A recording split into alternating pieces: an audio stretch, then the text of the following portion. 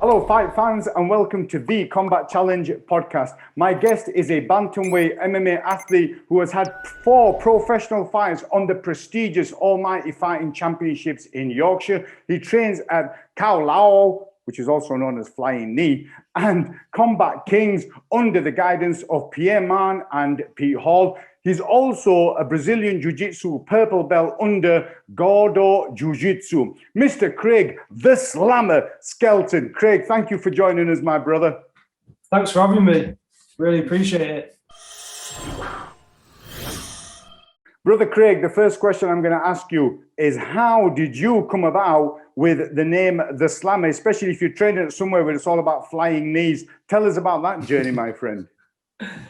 So when I first started MMA, I ended up going to an MMA gym, did 6 months of training, knew I wanted to fight. So this was back in the Cage Fighter days, Stephen Harrison's show. So I ended up fighting Amateur C, which is no headshots. And when I got in there, like most people off the first ever fight, because there weren't interclubs back in the day when I started, and I was shitting myself, to be honest. And then I ended up double legging someone, picking him up and proper slamming him. And then I think every single fight, apart from my last 3 of my fights, I've managed to slam everyone. Well, that Cage Fighter show, was that the one at Farsley with Steve Harrison and Daz Radfelder? Yeah. Farsley Football Club. Brother, I must have emceed your first fight then. Yeah, you did, yeah. So right. It goes well back. I remember seeing you did an interview with Matt Inman, and he was saying that you were one of the first people he rolled with. I think for my MMA sparring, because we used to do separate sparring, we never put it together when I first started. When I went down to Stephen Harrison's gym, can't remember what it's called, you were one of the first people as well that I sparred with. That would have been under, was it Combat MMA? Combat MMA, and then there was also Farsley Combat Centre, was it? Yeah, that's the one, yeah. Yeah. But I was one of the first people you sparred with as well, brother. I've been around. Yeah. Yeah. Yeah, that was crazy about Matt Inman, because he's the head coach of SPG Manchester, and he would tell me about his story. And he was saying when he was like 17, I was one of the first people that he rolled with, and it was just madness that stuck with him. Yeah.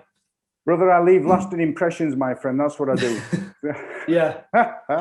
You weren't as rough as some of the other guys down there. Brother, I can't. I just I ain't got the skills. Limited skills, brother. Limited skills.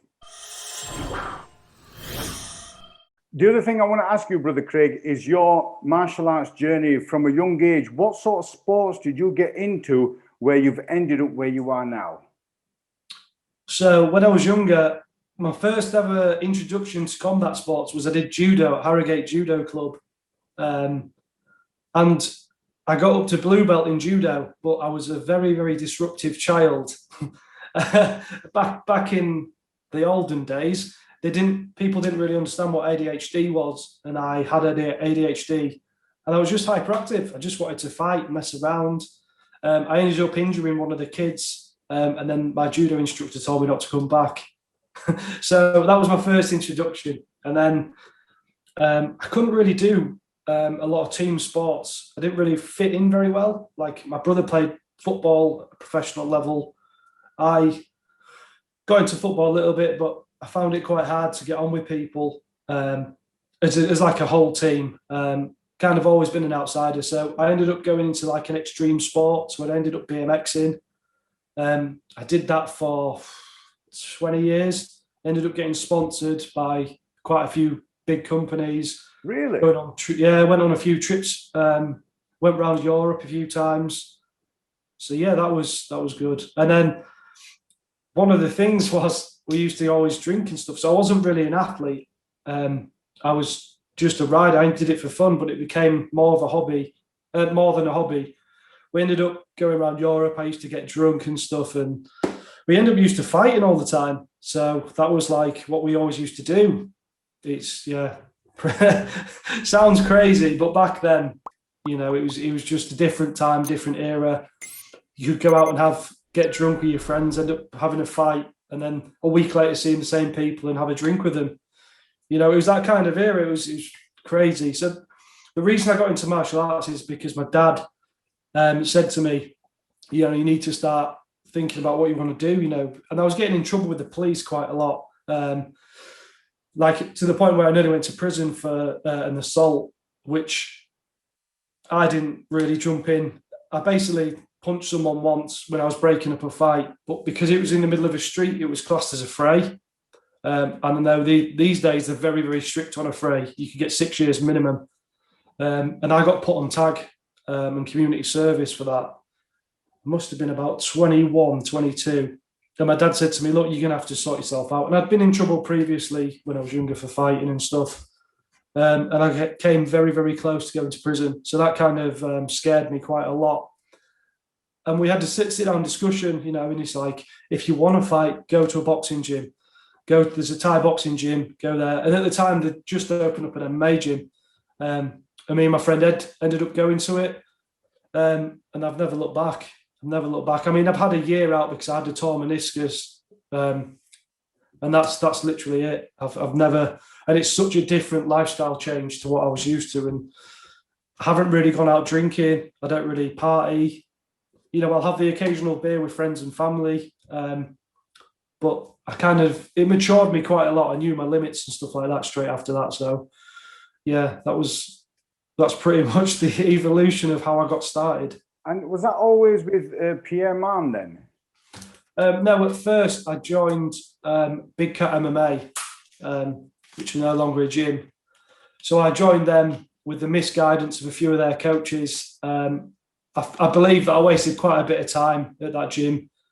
And then luckily, I got kicked out of the gym because I was fighting too often and there was quite a lot of politics there. So I left the gym. Pierre at Callos, he didn't want to take any MMA fighters on because, you know, he had quite a lot of good guys there, quite a lot of British and European champions in the gym at the time. So his sole focus was on Thai boxing. So I went down and proved that I was there to stay. You know, I was there training all the time, just doing stand-up and stuff. And he'd ask me about grappling. I'd ask him about stand-up. And then, I stayed with Pierre and I just never looked back. And I've gone to different gyms for my jiu-jitsu over the years until I found somewhere where I'm comfortable, really. But Calloy is like you're like a homing pigeon. That's your base, isn't it? You can go wherever. Yeah. So Calloy is run by Pierre Mann. That's a Muay Thai gym. Pierre's a master in Muay Thai. I think he's one of only 3 in the UK who's an actual master. So he's like a grandmaster of it. We've also, and we've got the amount of level of guys we've got. We've got like lads that have fought on Glory, Cage Warriors. We've had my training partner Harry. He's gone to Team Alpha Male for 7 months, come back. So our little group now, we've got so much knowledge. And then obviously Combat Kings, I trained my Brazilian Jiu-Jitsu there. Before that, I actually trained under Mabsy. So I lived in the centre of Leeds with my partner, and Game Fight was where the gym is. It was literally about a 10-minute walk from my flat. Is that Mabs Alum, isn't it, from Game Fight? Yeah. Absolute legend. I was quite gutted when I left the gym because obviously I live in Shipley now. And then when I moved, it was a little bit heartbreaking because Mabsy was such a good guy. And he said, I'm always welcome to go back and train with them people, his gym. So I've always kept that good relationship with Mabsy. And then I went to Pete Hall and he had nothing but good things to say about Pete. And Pete's in Ripon. So where I live in Shipley. So I have to travel every day to Harrogate. I know it's easier if I move to Harrogate, but it's more expensive. So it takes me 40 minutes to get there and then like an extra 15 minutes to go to Ripon. But it's not bad. It's in a nice little circle. So, and then I train under Pete Hall with my Brazilian Jiu-Jitsu. But he's, there's Bolo there, Martin Folan. There's such a big knowledge there to have that I'm always there asking after sessions, what should I do here? What should I do there? So, I'm a home in Pigeon. Calloy's my home. And I've been there for 6 and a bit years, and that's where I'll stay. Brother, you might not know this, right? But me and Mabsy started training MMA together as students under Les Allen in Halifax. Yeah, I've seen quite a lot of pictures, old school pictures on the wall and stuff. And you're Really? on one of the gyms, yeah. Yeah, man, back in the days. And then Mabs moved to the gym where you kind of walk around the back of the shop and it's kind of down underground. I don't know if he moved from there to a different game fight, but that's where he was first having game fight. And I think it was just off Roundhay Road or something. Yeah, I can remember that. I can't, because I've asked Mabsy about it before, but the gym they have now is just below John Pop's. So it's in the same building there. It's a nice gym. It's really big. Every single person there is really sound. Like I've been to a lot of gyms over the years. I've had one fight camp out of a different gym, and I feel like I've got quite a lot of knowledge of what needs to be done and stuff like that. And that gym's awesome, especially for the jiu-jitsu. The guys there are absolute killers. Yeah, and Mabs is just a really nice guy, and he gives off that aura. His son's doing really well, isn't he, in jiu-jitsu? Yeah, his son is disgustingly good at jiu-jitsu. I've rolled him quite a few times. Salim. Yeah. He's inverted all the time. He's inverted doing everything. And you're like, what? What are you doing? I tried to out wrestle him, and he's just smashes me. Last time I spoke to Mabs was about a month and a half, 2 months ago, and because recently he had a bit of a scare, didn't he? And he's kind of on the mend, and now he's doing a lot of jogging and walking. I don't know if you know about that, but he's just on it all the time. Well, what happened was he was teaching, and he had a heart attack when he was teaching, and it was Ian Reynolds, who's one of the game fight guys, who actually comes to Combat Kings and trains with us now and again. He saved Mabsy's life. Really? So, yeah. So it's quite a big thing. So I haven't seen Mabsy since that happened. I was probably there 2 weeks before that happened, because I like to go down on dinner times and just see the lads and have a roll. And I've still got a great relationship with the game fight MMA team, like Danny Sharp and Aaron and Jason Williams. We go down and spar with them all the time. So yeah, that kind of happened. So I haven't really seen Mabsy since, but I'm in touch with him quite a bit. You know, I'll message him, chat to him. But it's really good to see that he's doing well and he's recovering. Well, those three names that you mentioned, you know, Danny, the smiling assassin Sharp, and Aaron, is it Kettlewell or? Aaron Kettlewell, yeah. Yeah, and Jason Williams. All three of them have fought on Combat Challenge, you know, back in the days. Yeah. Well, Aaron fought some guy that I used to train with. So that's how my first introduction to Aaron. But then I didn't know him. Then we got to know each other. And when I met him, he was a purple belt, 3 or 4 stripe. And I hadn't seen him for 2 or 3 years. And he was an absolute savage on the floor. And he's just got his brown belt, which is, in my opinion, overdue. But he's an absolute murderer on the floor. And his striking's good. They're all really good guys. You also mentioned Bolo in the story you were telling. Now, that dude once did a prank on me, you know. I was training with him, right? And then he says, when we finish training, Bob Sapp's coming over. And I was like, no, Bob the Bee Sapp. And he made his way in this bloody beer garden, right? Pretending that Bob Sapp were coming. And he was never coming, he was just pranking me. So one day, Bolo, if I was any good at jiu-jitsu, I'd wrap you up, but I'm not. That's why you're getting away with it, my friend. Yeah, Bolo's one of the coaches at Combat Kings as well. And I've heard loads of stories about him before I met him. And then when I first met him, he's obviously heard stories about me. So I didn't know if he liked me or anything like that. But he is the funniest guy I have ever met in martial arts or in life in general. Every time I'm at the gym with him, I'm normally in stitches. And sometimes he has this like a dry sense of humour, doesn't he? Because you don't know if he's telling the truth or not. And then next thing you know, he can't stop laughing himself.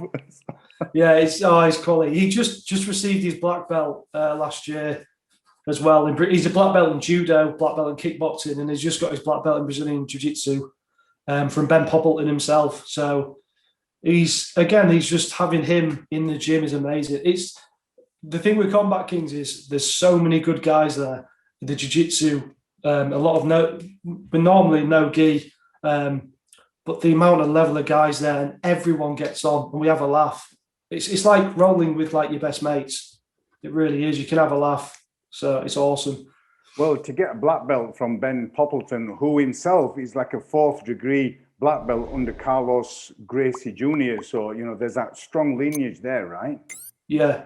Yeah. And I mean, whenever you roll with Bolo, he'll always say, especially to me, he's like, come on, put it on, come on. And I'm just like, sometimes I get scared because he's so strong.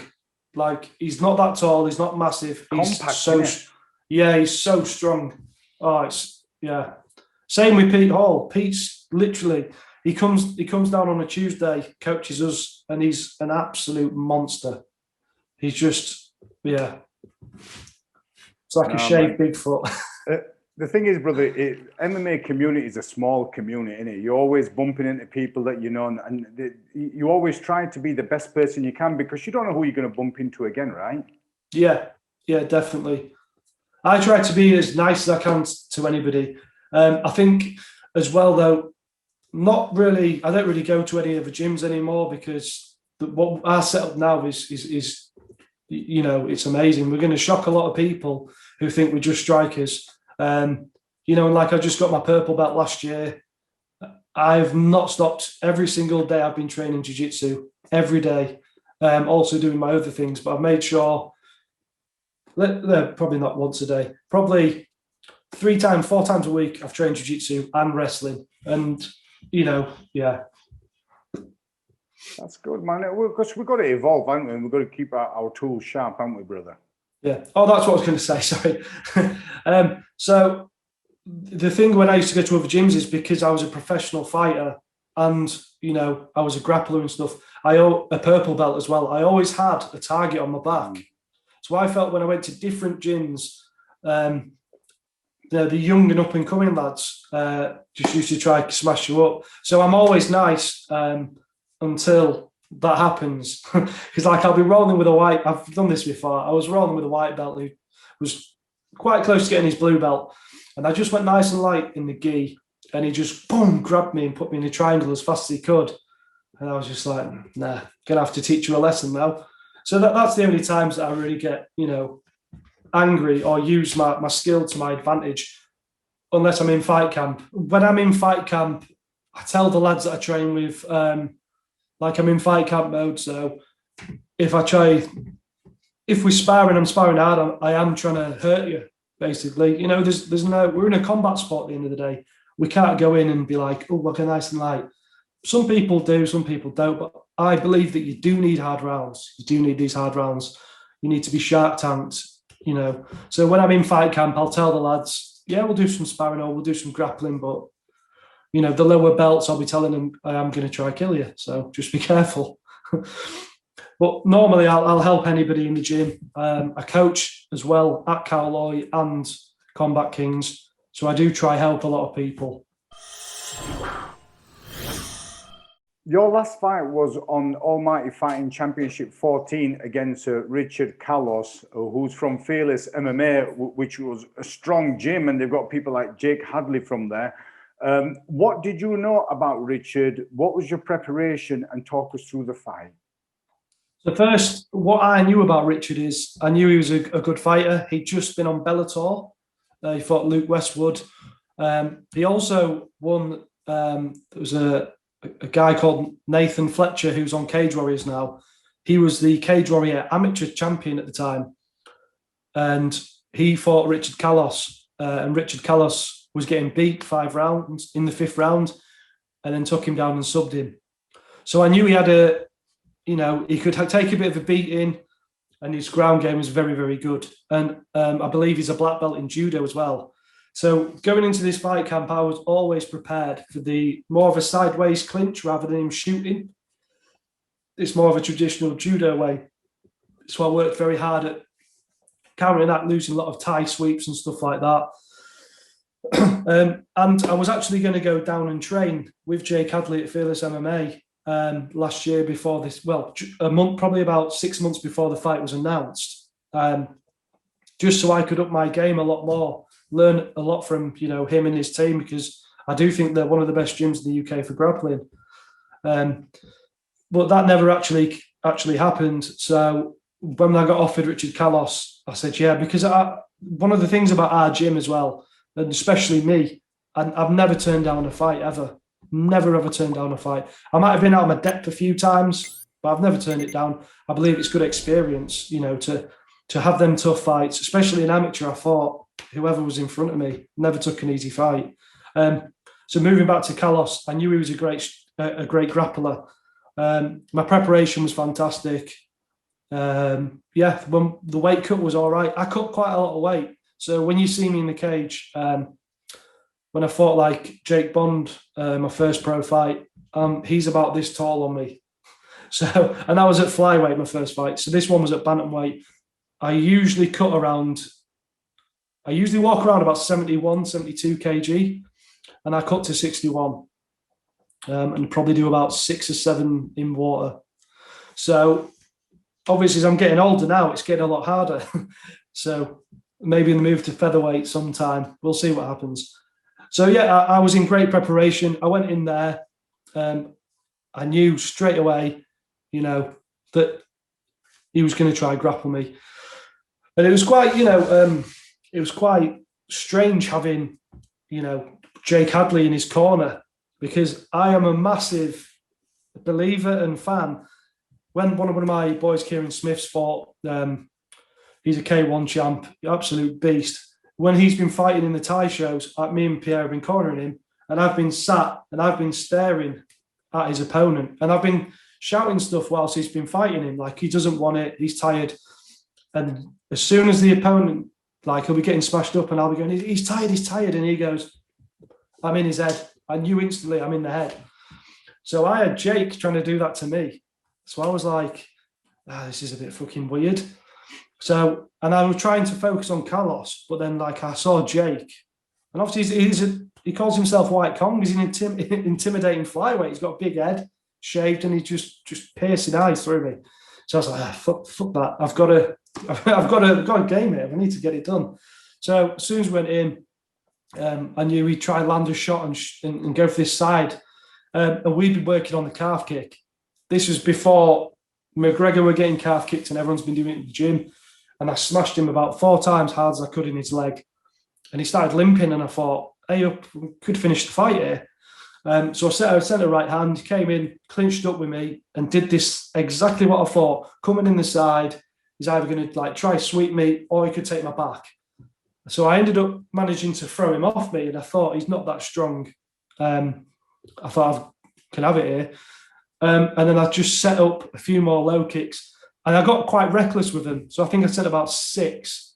And my last one, he lifted his leg up. There's like a Thai block. So I caught my actual foot on his knee. So I actually broke my foot, broke my metacarpals in my feet. Is it metacarpals? So I broke them in my foot, and as I stepped back, you can actually see it on camera, my ankle rolled. So my ankle rolled, and I was like, shit. And then he stormed at me, put me against the cage. And I can remember for a second trying to lift him up, thinking he's not that strong, you know. And then when I was lifting him up, he managed to grab my ankle, pull me down my bad ankle, and just jumped on my back and choked me. So for me, that was a very, very frustrating fight. I didn't get punched once in the fight as well, which is even more. If I'm going to go into a fight, you know, I fought a guy called Darren Castleton. He split my face open. I like them kind of walls, you know. So for me, that was a very, very frustrating fight. And yeah, I'd love to run it back one day. I'm sure it was frustrating, brother, and I'm sure it didn't help, you know, with you breaking your foot. But there must have been stuff from there, positives that you took, that your game plan was working, you were keeping him off you, you know. So I'm sure there's some positives you can take from that. Oh, 100%. Every time you fight, whether you win or you lose, you're always going to get something that you can work on, something that you can look back, even if you win and be like, right, I need to be tighter here. I need to do this. I need to do that. So yeah, there was a lot of stuff. And one of the main things that I have been working on in the last, because I haven't fought for a year, just over a year and a couple of months, what I have been working on is my offense. Nobody's seen me wrestle. I'm always defending because I hit so hard. People take me down in every single fight. So I have worked on using my offense because it is there. It always has been there, especially in my amateur days. I was taking people down. When I fought Warren Mason, I took him down at the end of the round. But I need to, you know, that was I think it was like a calling for me. So I thank Richard Callos for doing that for me, because it made me go, you know what, I need to stop being so much of a defensive wrestler and show them that my offense is good, because I believe it's amazing. You know, there's not many people that can stop me taking them down. Now, you've mentioned people like Pete Hall, you've mentioned people like Pierre Mann and that crazy fool Bolo. Are there any other coaches or mentors that have played or are still playing a significant role in shaping and molding you along this martial arts journey? Yeah, I mean, we've got such. I'll start with the guys at Cowboy. Even my training partners, you know, I've got Kieran Smith, Nathaniel, Little Jack Onslow, Harry Ettridge, Chris Addis as well. You know, I've got these guys. We're training all the time, you know, because we're all on the elite development pathway, so we're allowed to train. So we're training as hard as ever in the back. You know, we're not making. It's weird because we're not making much noise, but the amount of work that we're doing and the levels that have changed. So yeah, we've got them. So first of all, the team, you know, they're absolute beasts. Like especially the striking. I go to sparring and I get more nervous sparring them than in fights. So I know that if I go rounds with them and I beat them in the rounds, that the fight's going to be nothing.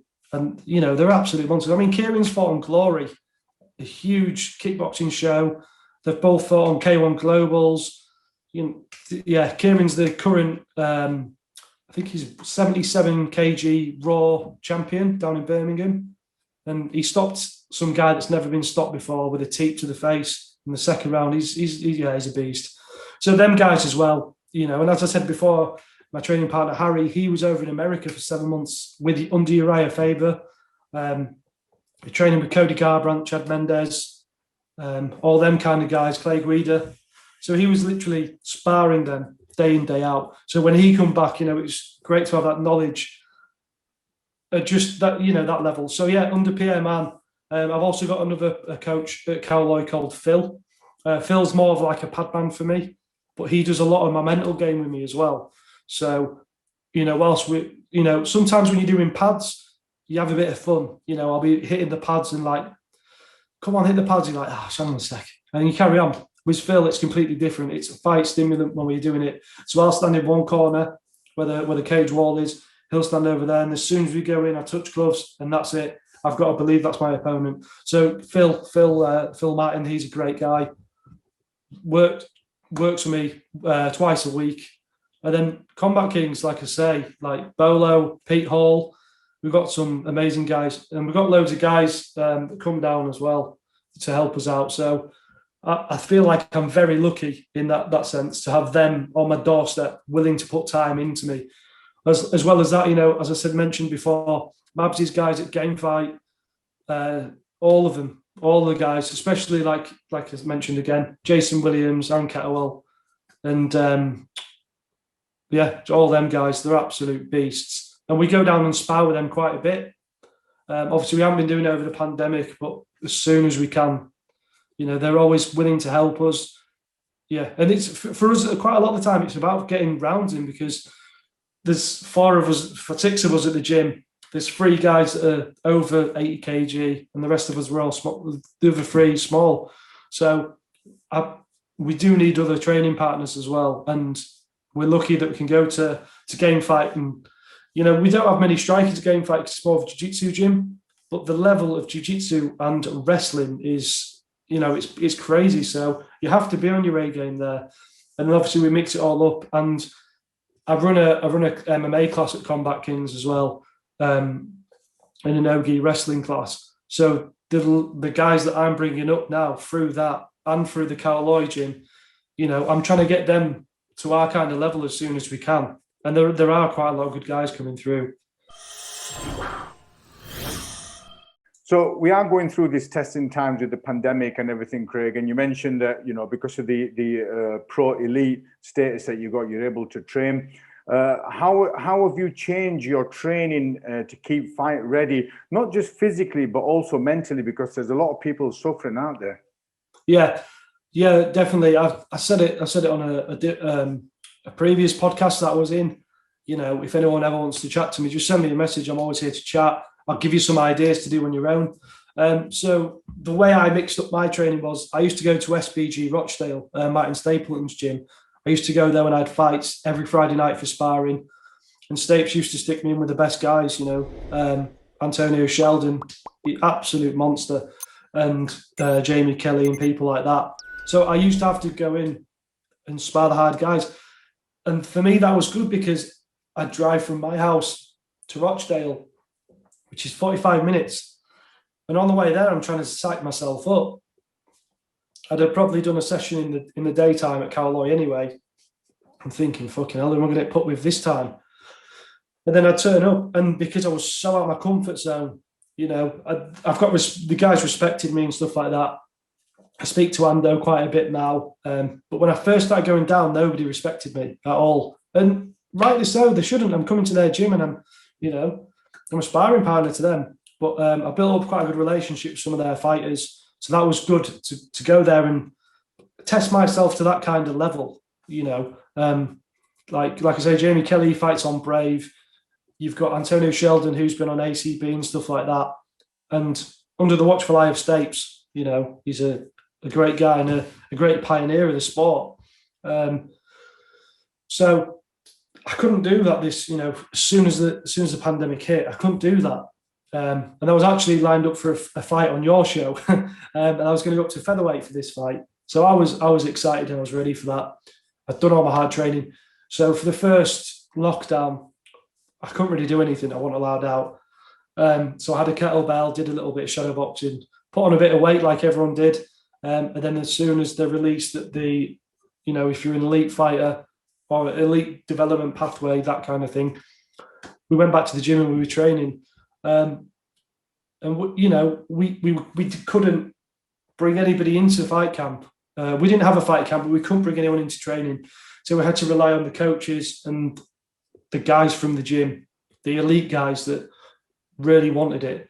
And the guys I've just mentioned, that was it. There was just us training every day. And then obviously I've like I say, Pete has been coming over and training with us, the MMA guys, and just, it's just crazy how much around us we've got. And I think that's kind of made me understand a lot of things. Like Pierre's always told me if I need to go somewhere, go there. I've been to Aspire to spar. I've been to Stapes quite a bit. So he always said to me, if you need the rounds, because I fight bantamweight, there's not many bantamweights around, go there, spar, come back, tell us what you think. Film your fights as well. Film your sparring rounds. Let's have a look at them, analyze them together. So it kind of made me realise, hang on a sec, I've been travelling all this time. Yes, they were good at the time, but I've actually got what I need right here. So for me, that was a bit of an eye opener. I was like, okay. That was, and this last lockdown, it's probably been the toughest one for me mentally. I was okay, training, stuff like that, but it kind of came to that realisation that, is it going to end? Is, Boris going to turn around and say, well, actually, we're going to move everything back till June now.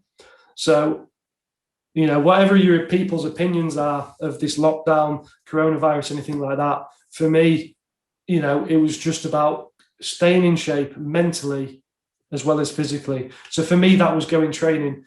I hate running, absolutely hate running. I ended up going running a little bit. I bought a road bike. One of my neighbours is good friends with you, Mark. So me and Mark, we go for bike rides. So that kind of clears my head. So that kind of realization that I don't need to go training. And now I believe that we've got such a hotbed in our gym for talent. And I'm learning every day. I'm getting my ass kicked every day. And I thought I was, I go in there thinking I'm the best. I go in winning every single round. And, I'd love to see what we were like a year and a half ago to what we are now, because the levels have just changed. And it's very hard to see when you're in the gym grinding every day.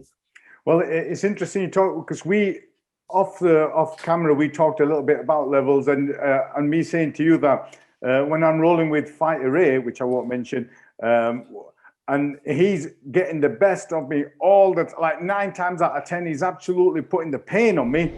Then fighter B comes along and puts the pain on fighter A like he's nothing, just like fighter A is treating me. And it just shows the different levels they are, right?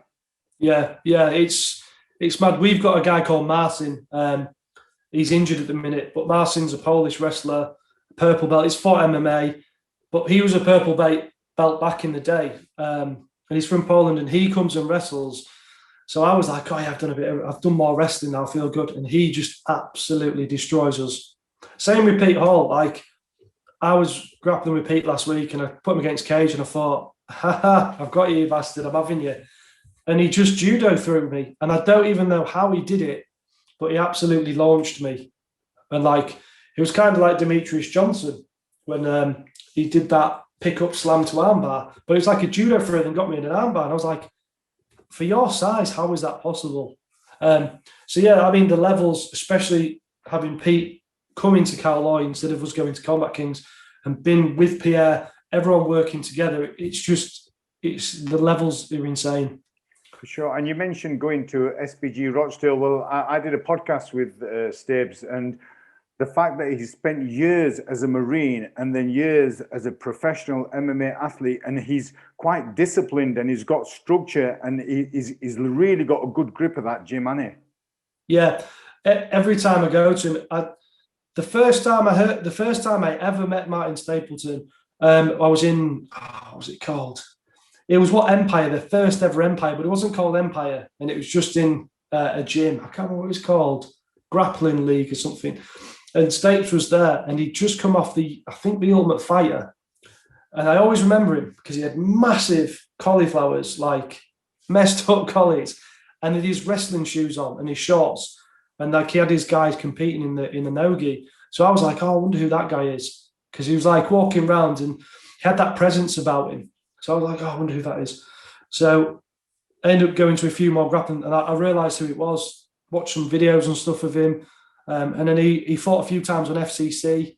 I watched watched quite a lot of stuff about him, like how he trains. And I was just, I wouldn't say obsessed, but I was very intrigued and interested in what he'd done before he started MMA. So the Royal Marines and stuff. And when I was younger, I was literally, before I started MMA, I was going to join the Royal Marine Commandos.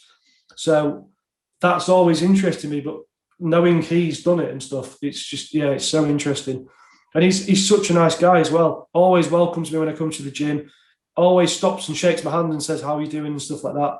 And I mean, you know, it's his gym. He wants you to feel friendly and stuff. But I've been to gyms before and people are arseholes. Like, they don't even say, oh, how are you doing? You know, and he's got 350K whatever followers. He's a big name in MMA. He's Martin Stapleton.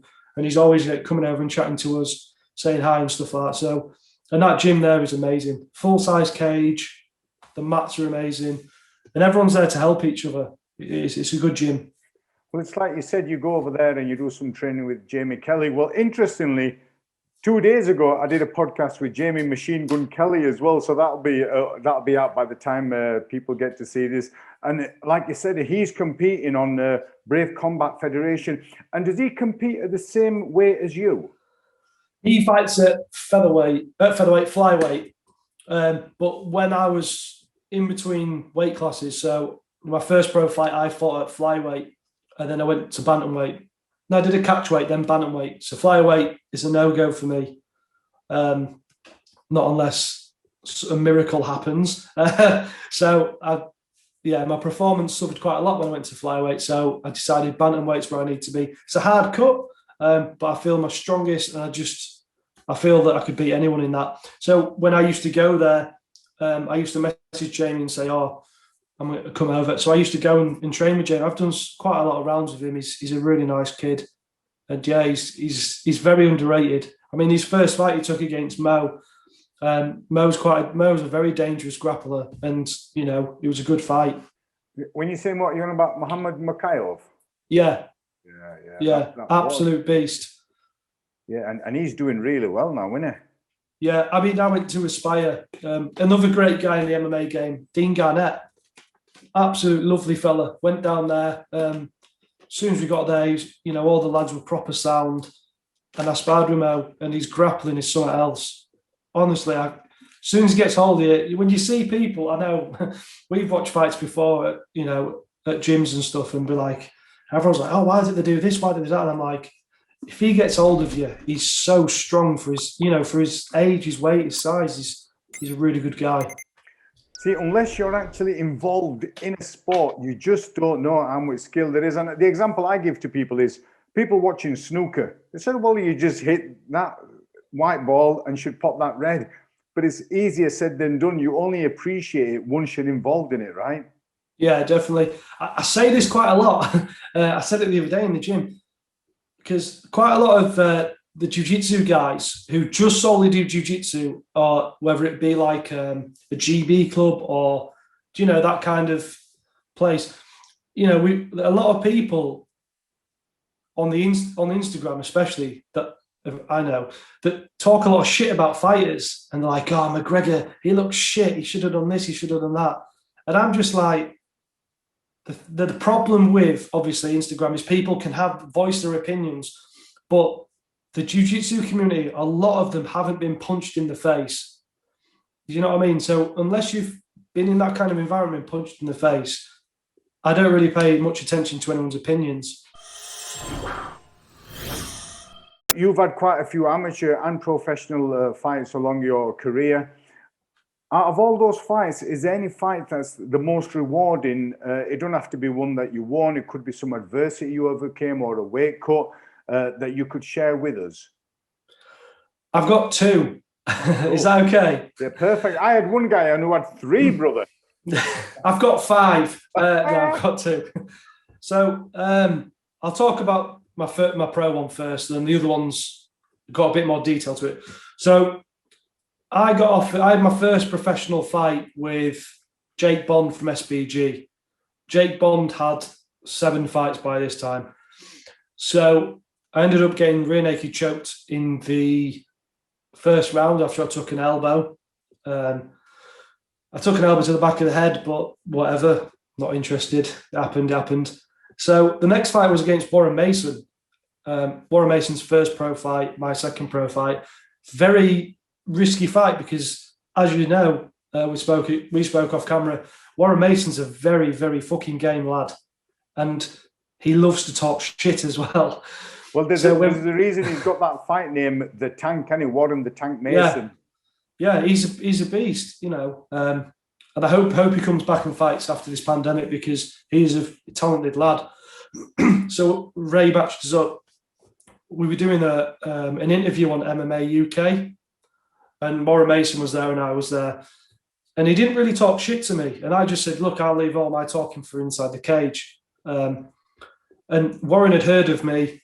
I've obviously heard a lot about him, He was an IMF fighter and stuff like that. He's been here, been there. I think he'd had 22 amateur fights. And I had 19 amateur fights. And mine was from C up to B, semi-pro, amateur A. So I was like, it's a good test this at pro. He's coming in the rankings and he wants to prove he belongs there. So this was at 58 or 59 kg.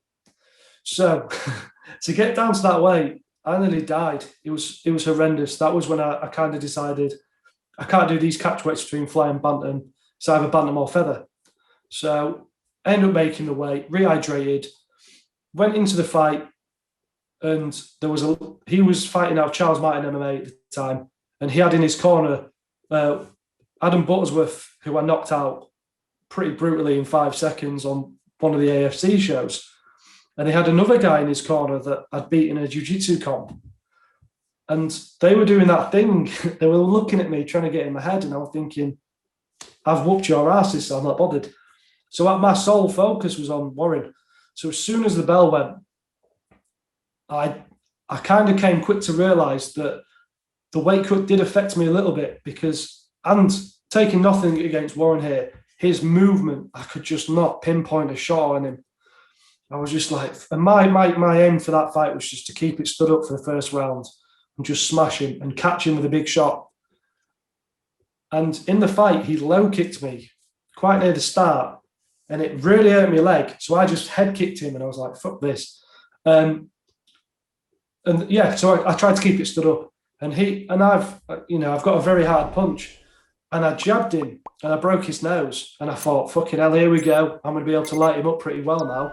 And then I went for a big shot, boom, straight under me, timed it perfectly, changed level into me, took me down. And then for the first round, I was on my back. He was elbowing me, punching me. But at the same time, I was on in guard, and it was quite hard to get up. When he's called the tank, he might be small, but he's a machine. He had me against, so I couldn't get up. And a few times I did get up. He smashed me a few times, and I was elbowing him as well when I was on the bottom, and I was talking to him like, "Go on, then elbow me if you're going to elbow me." And that was the first time I've ever talked shit in a fight. I was like, "Fucking hell!" So the bell rang. Hands down, he won that round. Completely dominated me. Went to my corner. Had Mabsy and Pierre in my corner. The first thing Pierre did was put some ice on my back, and I went, "No, leave it. I just need to catch my breath." So I started catching my breath, like having deep breaths. And Pierre said, "Right, you need to switch this mindset round now. Yeah, he's more tired than you. Look at him over there, he's tired. Right, you need to change your mindset. You need to go in there and you need to take him down. You need to put it on him now." Yeah. So I was like, we've done a lot of mind work, me and Pierre and Phil. And I kind of, right, okay, I need to do this. So I came out of the first round like, oh, I'm fucked, I'm tired, thinking that. Pierre changed my mindset completely. Went into the second round as a completely different fighter. We managed to have a bit of a striking. He took me down. I got up, and I remember he kneed me proper hard in the sternum and elbowed me. And I was like, fuck this, I'm not having that. So I turned him against the cage. I picked him up and slammed him.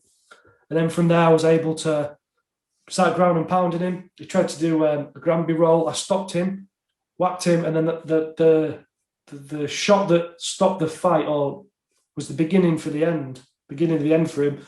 I punched down, I just elbowed him inside at face, and he covered up, and I would not stop hitting him. And then, the referee stopped it. So that was one of my coming back from adversity, because the first round I was mentally beaten a little bit. But as soon as I come back in the corner, Pierre told me what to do. We'd worked on this. I had Mabsy there as well, and I was focused. I come out a different fighter. And then, and I've got huge respect for Warren. That day, he just had his kid born and stuff like that. So as soon as I went in the back, I even, if you watch the fight, I'm giving him a back. He was upset, obviously. And I told him, you come back stronger. And I hope he does. Really hope he does. He's a great, great kid. So that was my second pro fight. The fight that I want to talk about is a fight that was, it was very hard mentally for me to even accept a fight. So my dad got ill. He had pancreatic cancer, and he died within 8 months of having it. So me and my dad have always had a really good relationship. He got me into MMA. He's been to every single one of my MMA fights. Same with my brother. So he got pancreatic cancer, and within 10 months, he passed away. So that in itself was very hard to get my head around, him having cancer, but then also him passing away, and me, I could have gone two ways. I think everyone has, especially me. I've got a very good self-destruct button. So I could have gone out and got drunk and done this, done that, but I stayed away from it.